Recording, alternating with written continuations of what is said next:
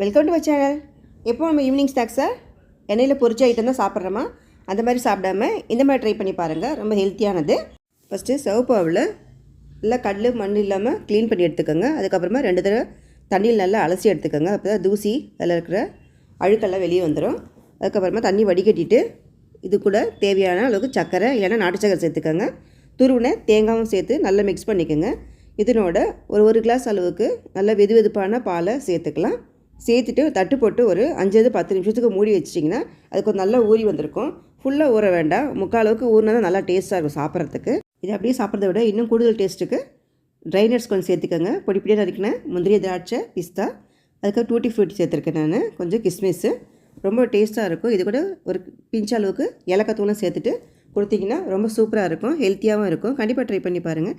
இந்த வீடியோ உங்களுக்கு பிடிச்சிருந்ததுன்னா லைக் பண்ணுங்கள், ஷேர் பண்ணுங்கள், மறக்காமல் சப்ஸ்கிரைப் பண்ணுங்கள். தேங்க்யூ ஃபார் வாட்சிங்.